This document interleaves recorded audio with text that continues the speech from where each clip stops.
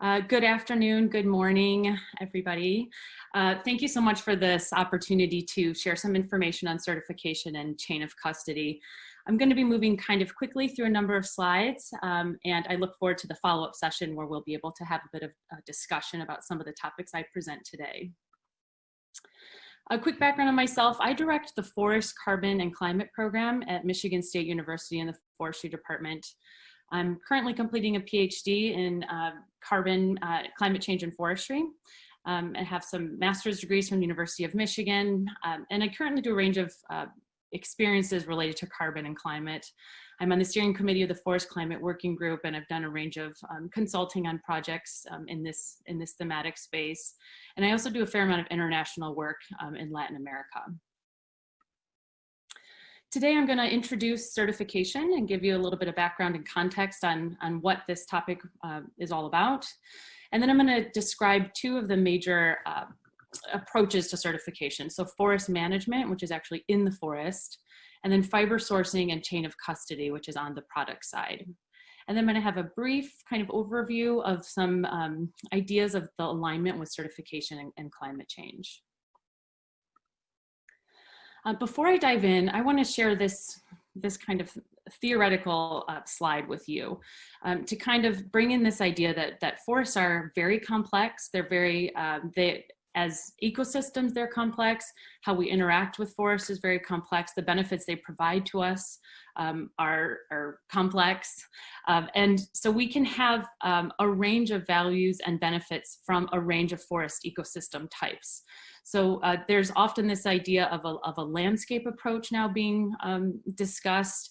And it's this idea that you can have different values for different types of forests. So I want to be clear that I'm talking about certification harvested wood products, but I would never be promoting that all forests become very intensely managed and plantation style forests.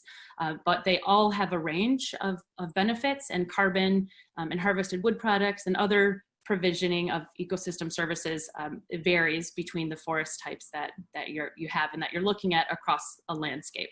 And so ideally, a landscape would have a range of these types of forests. But when we're looking at the forest more on the managed and the harvested wood product side of the range, we posed a question in our team recently, developing a mini course on forest certification and climate change. We posed the question: does forest certification essentially equal a form of climate smart forestry? So I want to bring this idea into the space up front. There's some really interesting white papers from the European Forest Institute on this topic if you're interested in learning more. But it's basically a targeted approach to increase climate benefits from forests and the forest sector, but it still respects and embraces other needs related to forests. And it has these three pillars. So directly related to removing greenhouse gas emissions, adapting forests to be more resilient, and also active forest management. So, and this is again more on the heavily managed side of things with the focus on harvested wood products, but that tenet on active management to increase productivity and increase the harvested wood products as well.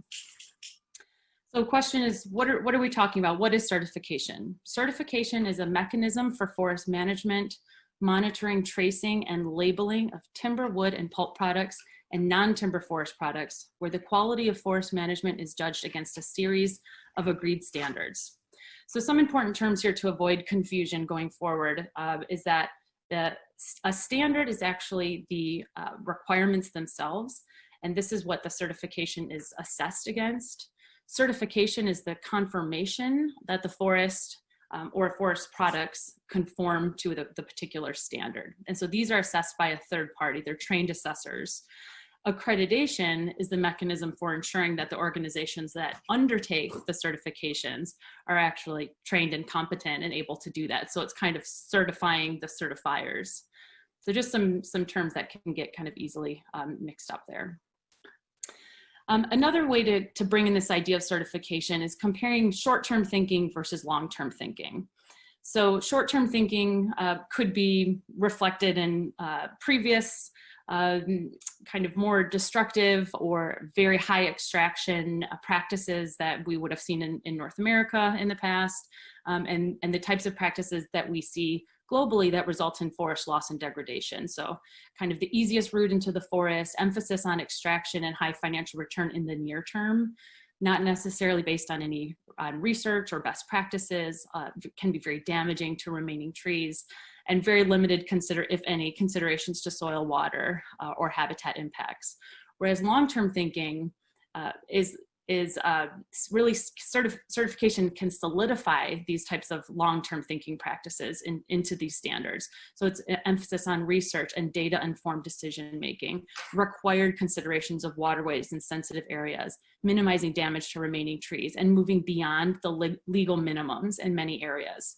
So examples of this type of thinking includes reduced impact logging, which is what you'll see in the tropics, and then best management practices that I'll touch on a couple of times in the presentation.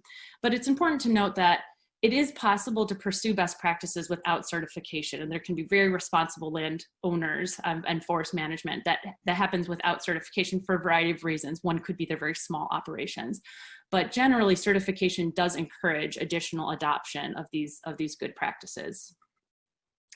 So here, just an overview on what certification provides. On the right, these are the major types of standards that a certification body might or will present. So the actual standard for the forest management, a fiber sourcing standard, chain of custody, and I'll explain these in detail, and then kind of core fundamental principles. So this idea that certification does facilitate climate smart forestry through providing technical guidance and support for working forests, a communication network of best practices, and often has a big influence in education and engagement for deploying those best practices. So forest certification is based on principles to support sustainable forest management. And again, this wide range of benefits that forests provide, it emphasizes this wide range of benefits. I'll go through them in just a moment. But it's important to note that carbon is likely to be a benefit of a well-managed, healthy forest, but it would just be one such benefit. So forests are complex; they have lots of benefits. Carbon's just one piece of that, one layer. And then certification provides insurances to a range of stakeholders, including purchasers, governments, shareholders, and employees. And just really quickly, a slide just to show in North America, the major certification bodies. You probably recognize some of these logos. SFI is very dominant in North America.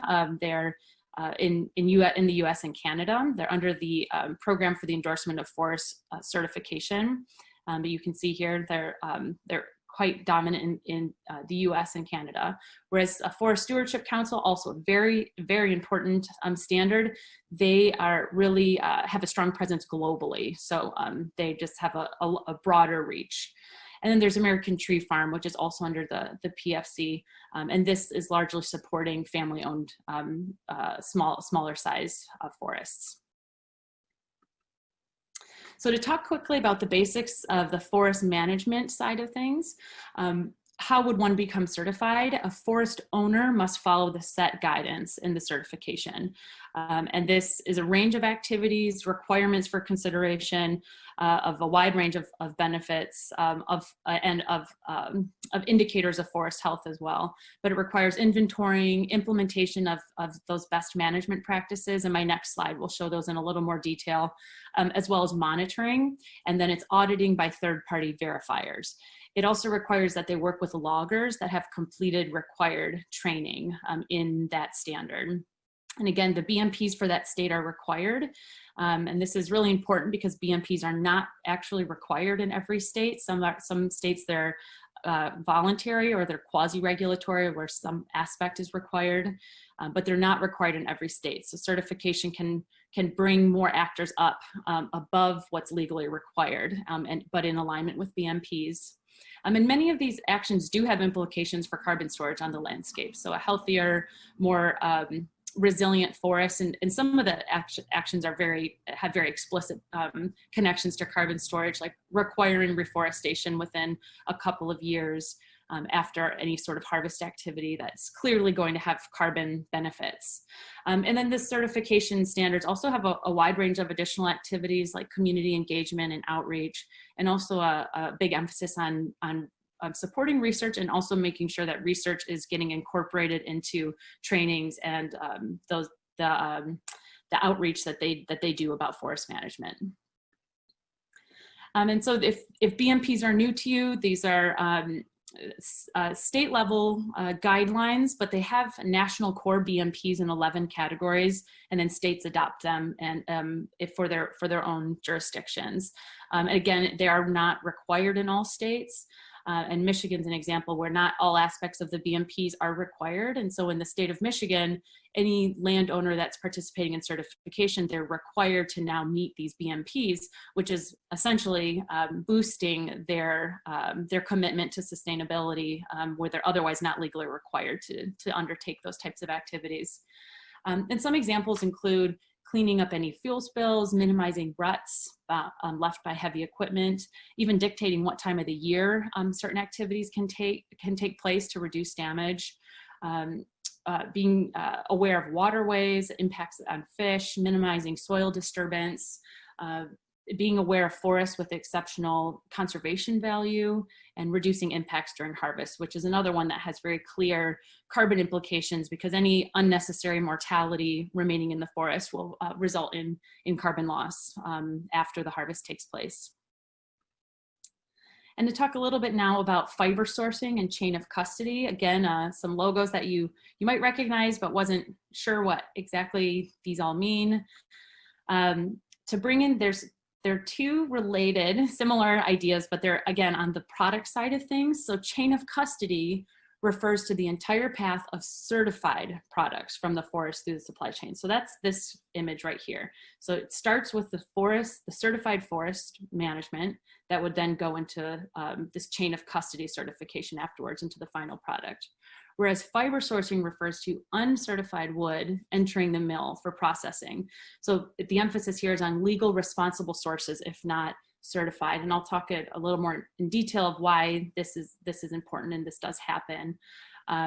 So there are cases where these materials can blend together and it'll be kind of a mixed source. And I'll show this in a moment, or other times where they have to remain separate. So chain of custody, I could just mention this quickly. I think this is pretty straightforward, but this idea that you have a range of forest activities going into different types of products and materials.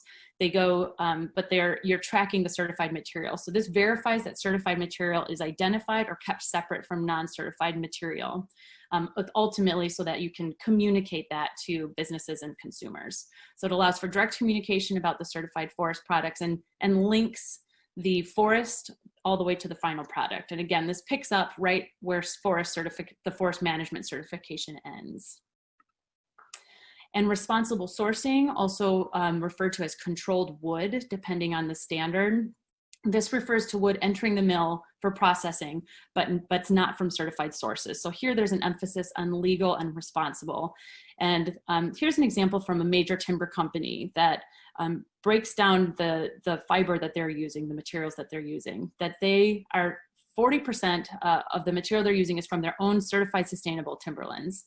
The other 30% is from other certified sustainable forests, but there's another 30% that's from other legal responsible sources. And again, there are multiple reasons why they may not be certified. A lot of times it's smaller family-owned forests that the cost and the time commitment for certification might be outside of their reach as a smaller scale operation, or they might not be undertaking yearly harvest or management activities. So there's a fair amount of smaller, well-managed lands or forests that are not certified. So this provides an opportunity for those sources to enter in and still be certified, and there's a lot of checks and balances that go into the background. So SFI refers to as fiber sourcing. It requires BMPs for the wood. They have to use trained loggers. It prohibits sourcing from areas without effective laws, and obviously would not allow any legal timber sources.